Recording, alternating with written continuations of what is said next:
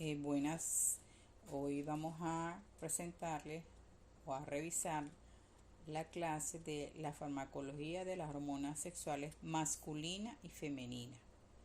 Hoy particularmente vamos a revisar las hormonas sexuales femeninas.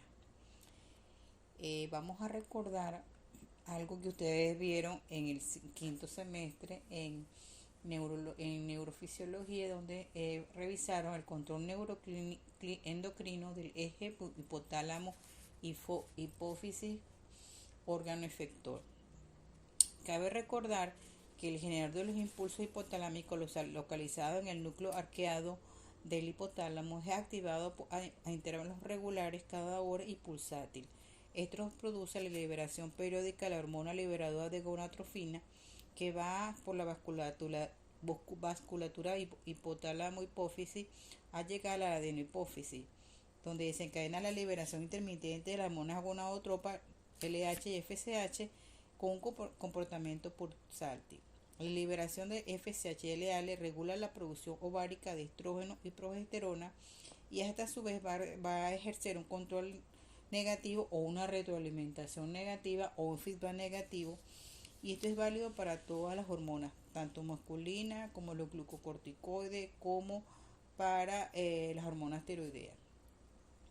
Ok, en esta lámina les presento cómo ocurre esa acción de las hormonas, bien sea administrada por vía oral o endógena.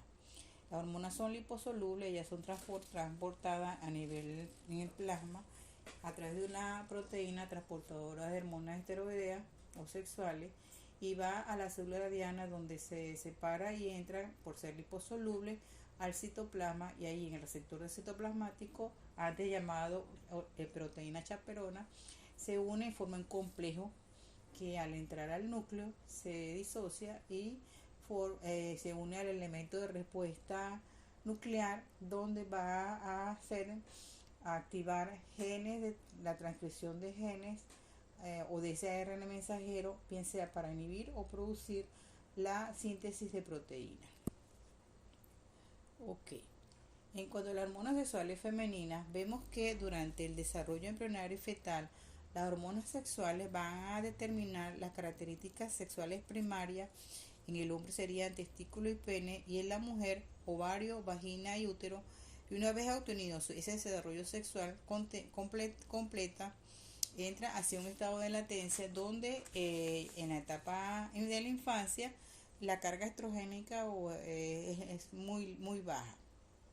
Una vez entrando a la prepuberal, alrededor de los 4, 5, 6 años, donde inician así los cambios hormonales imperceptibles, comenzando con la adrenarquia, que es el aumento de las hormonas adrenales, expresado en el mal olor en las axilas. Comienza así la producción de hormonas, bien sean hormonas gonadales, estrógeno y progesterona, que van a cursar con el desarrollo de los caracteres sexuales secundarios, aumentando el tamaño de las trompas, el crecimiento ovárico, los cambios citológicos en la vagina, el desarrollo de la fibra, y aumenta el vello pubiano, aumenta las glándulas mamarias, hasta completar su desarrollo y comenzar así los ciclos menstruales. Los ciclos menstruales están regulados por el eje hipotálamo hipófisis gónada, donde la hormona liberadora hipotalámica estimula la producción y liberación de LH y FSH, que van a participar a preparar los órganos para la fecundación. La FSH va a regir o originar el crecimiento y maduración del folículo de Graf en los ovarios, y la liberación de estrógeno y progesterona por dichos órganos. Perdón. La naturaleza intermitente pulsante de la liberación de la LH y FSH es esencial para ese ciclo menstrual. Durante la fase folicular, el generador del impulso produce un aumento del súbito de la liberación de la hormona liberadora hipotalámica para generar la liberación de LH y FSH. Esto hace que la FSH a nivel de folículo de Graf madure y secrete, y es secretado por la hormona, la capa granulosa secrete los estrógenos. En la mitad del ciclo menstrual, el aumento de los estrógenos durante las 36 horas de esa mitad del ciclo va a producir que rompa ese folículo, promueva la liberación de óvulo para que sea para que una vez esté preparado para la fecundación.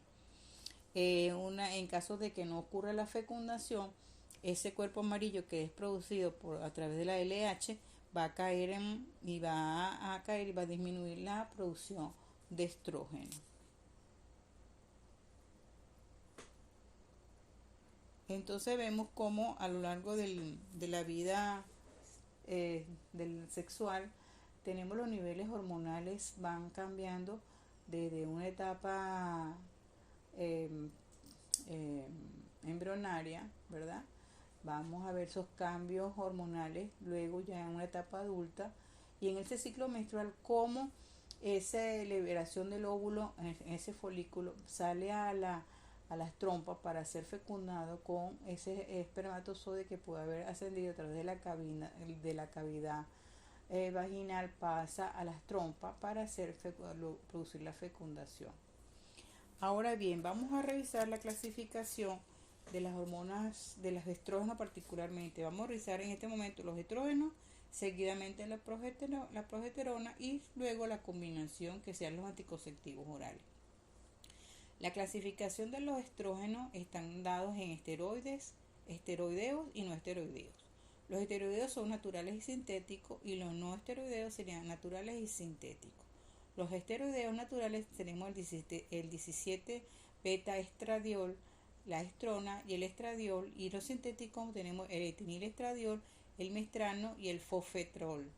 En los no esteroides tenemos los naturales fitoestrógenos, que son los flavonoides, y los sintéticos dietilestevistrol y besetrol y diestenestrol. Ok, vemos entonces cómo los estrógenos, ¿verdad? Vamos a ver que se me perdió, tuve un pequeño problema aquí con la presentación, pero igual seguimos la grabación.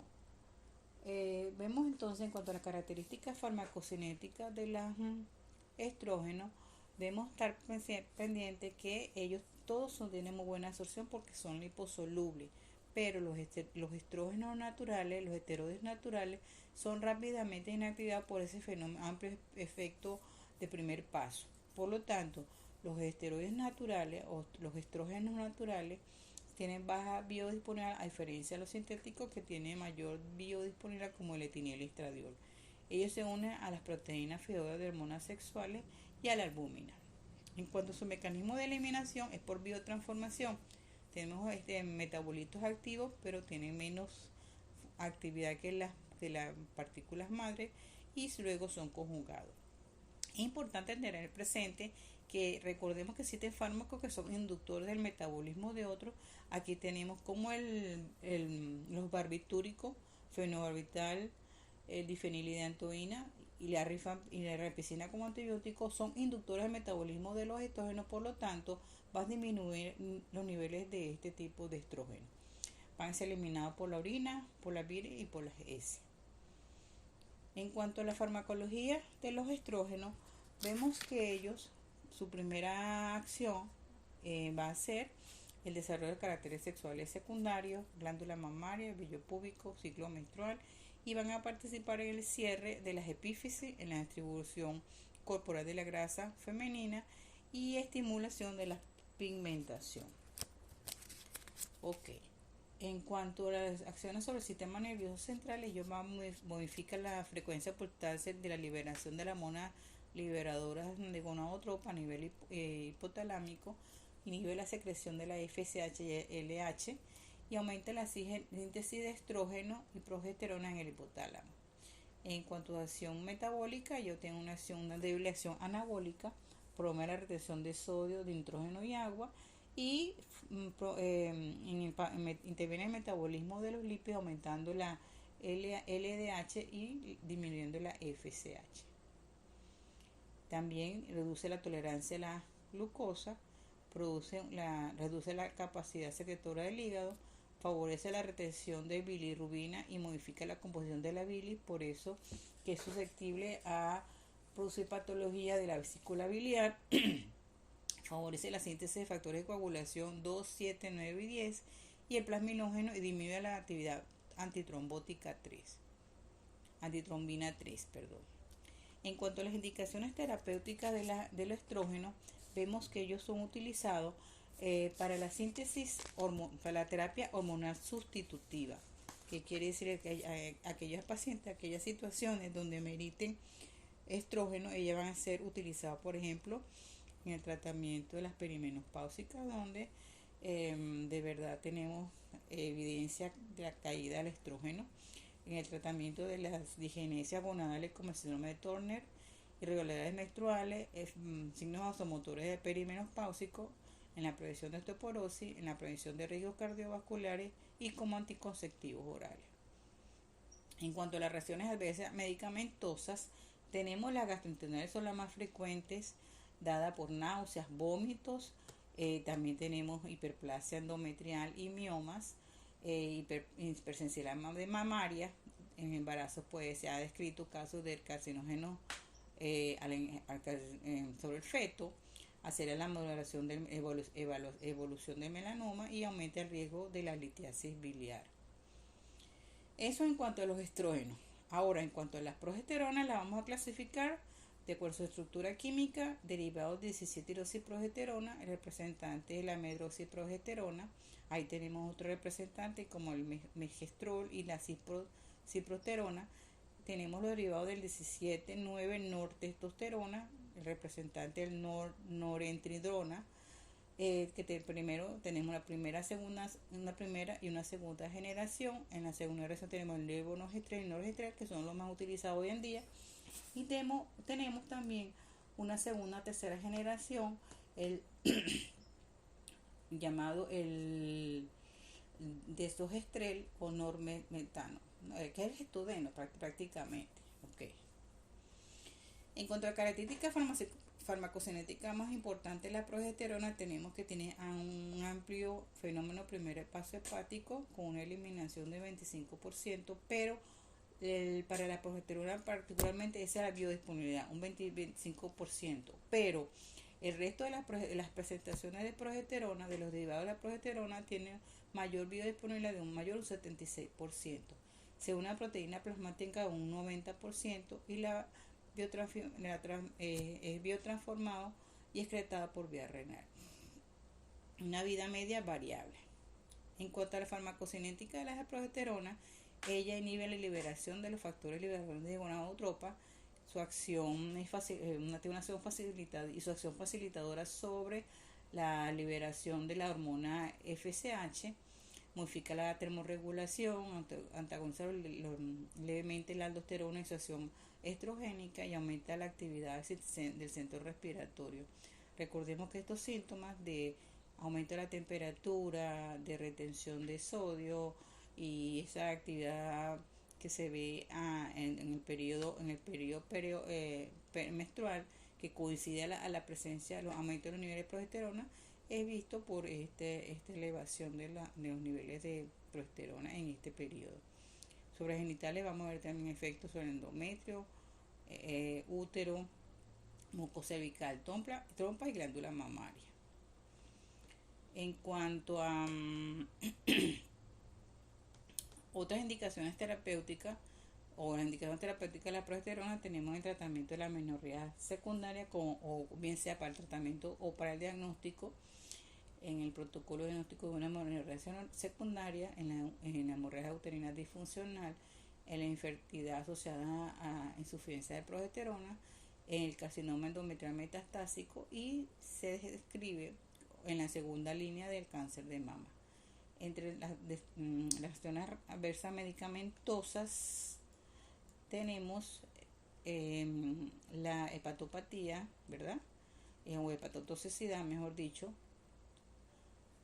tromboembolismo pulmonar, amenorrea, alteraciones de los lípidos, tiempo de la agregación plaquetaria, disminución del líbido y depresión. Ok, Ahora vamos a revisar los anticonceptivos orales, que sea la combinación de estos dos fármacos.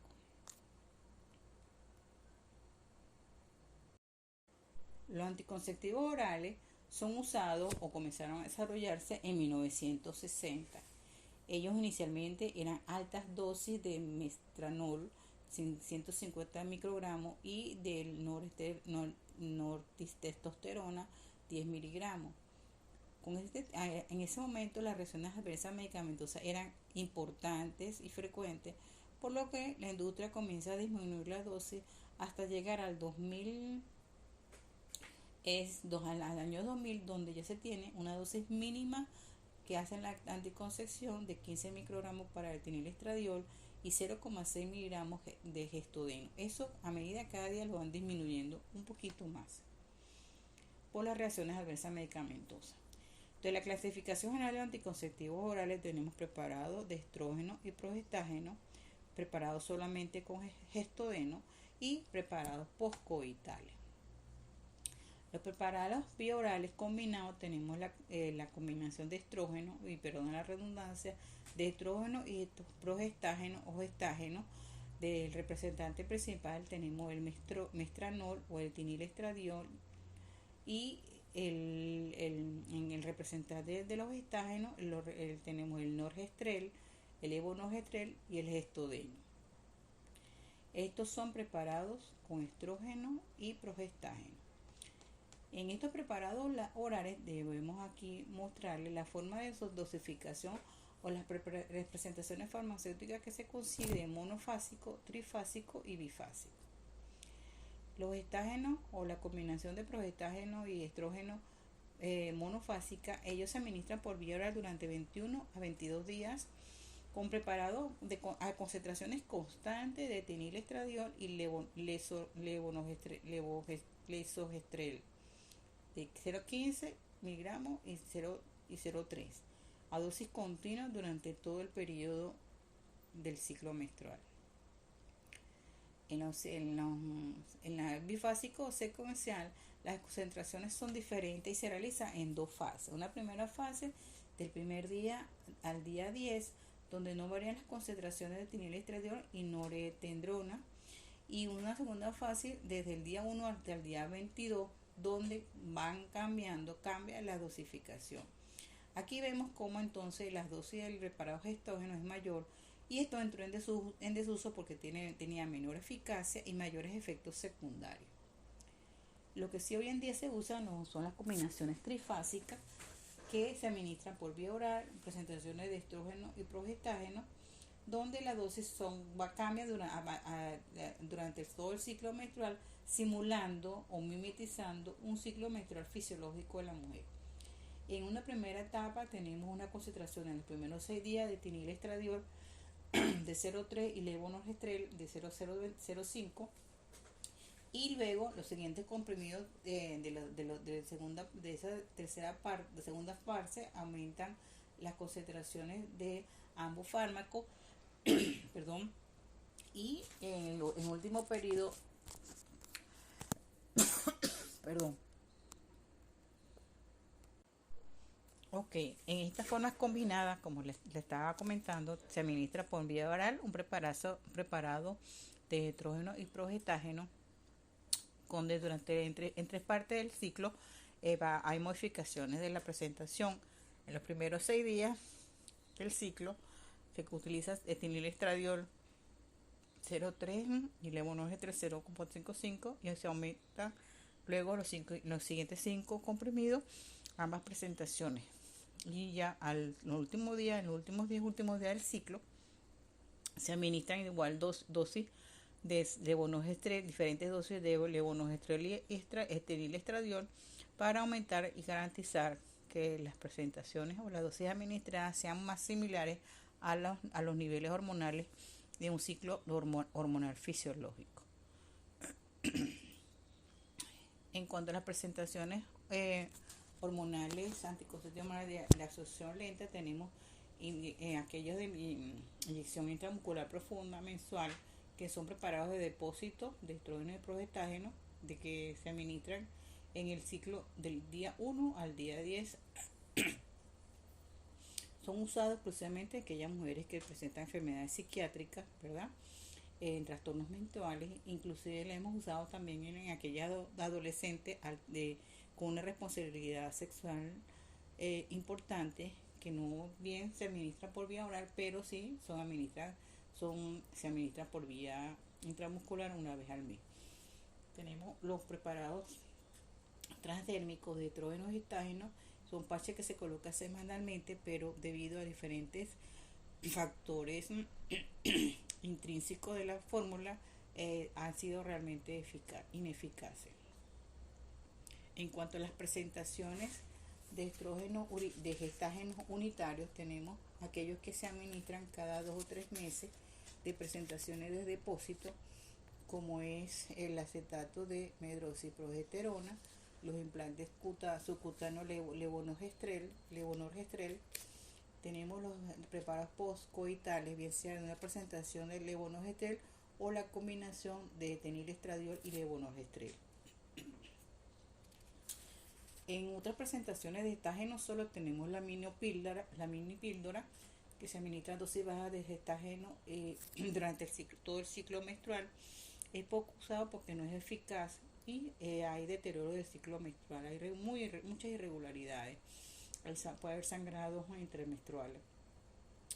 Son indicados a aquellas mujeres que realizan lactancia materna o de la fertilidad está disminuida o existen contraindicaciones para el uso de estrógeno.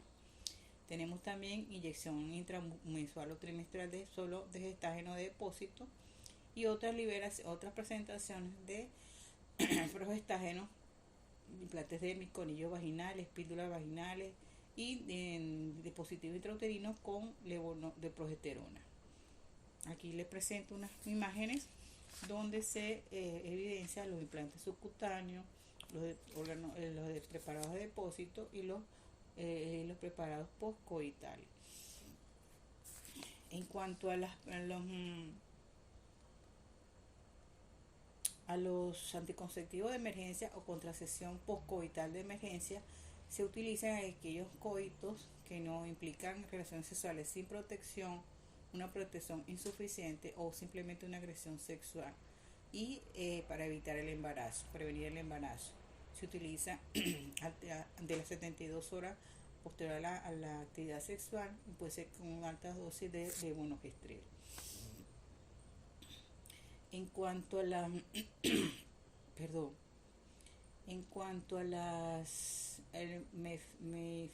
mifepristona, es un antagonista competitivo de los receptores de progesterona, antiprogesterona, antiglucocorticoide y antiandrógeno débil, que previene también la ovulación y lo utilizan en la contracepción postcoital de emergencia. Ahora bien, es importante que tengan ustedes, que se lleven esta imagen en cuanto a los mecanismos a través de los cuales los anticonceptivos produce la anticoncepción o produce o impide la concepción. ¿Cuáles serían? El primero es la inhibición de la secreción de gonadotropinas a nivel. El estrógeno inhibe la producción de FSH y la foliculogénesis, o sea, el origen, el desarrollo de la maduración de folículos. Los gestágenos inhiben la producción de LH y pico preovulatorio y aumenta el engrosamiento del moco cervical, es decir, que el espermatozoide tenga más limitación para llegar a la fimbria. Aumenta la alteración del endometrio con atrofia glandular, y la última sería modificaciones de las fimbrias, de esas fimbrias que permiten la movilidad tanto del óvulo como de las trompas del espermatozoide a través de la trompa. En cuanto a las reacciones adversas medicamentosas, tenemos leves, molestias gastrointestinales, molestias mamarias, la molestia gastrointestinal, como la vimos en las láminas de estrógeno, la molestia mamaria a nivel de los progestágenos y también a nivel de progestágeno es aumento de peso. Y tenemos las razones adversas medicamentosas graves como trombosis, isquemia miocárdica, enfermedades cerebrovasculares, hipertensión arterial, intolerancia a los sacáridos, a los carbohidratos, desarrollo de tumores, colestasis y depresión. Ahora bien, si nosotros conocemos las reacciones adversas, podemos inferir en qué pacientes nos vamos a administrar los anticonceptivos orales. O sea, sabemos que las enfermedades tromboembólicas, bien sea en miembros inferiores o en pulmones, no son pacientes que tengan sus antecedentes, puedan ser utilizados. Enfermedades cerebrovasculares, infarto miocardio, arteriopatía coronaria, hiperlipidemia o dislipidemia, sospecha de cáncer mamario, de cuello uterino o endometrial, sangramiento genital no diagnosticado, sospecha de embarazo, neoplasia hepática, alteraciones en funcionamiento hepático, mujeres fumadoras mayores de 35 años de edad. Y tenemos contraindicaciones relativas que una vez que se ha establecido o se ha controlado la patología, puede recibir un anticonceptivo que bien le sea que el más conveniente. En la crisis migrañosa, hipertensión arterial que esté controlada, en la diabetes mellitus controlada y aquí hay enfermedades de vesícula biliar que esté controlada. Bueno, jóvenes, hasta aquí la clase de estrógeno, progestágeno y anticonceptivos orales.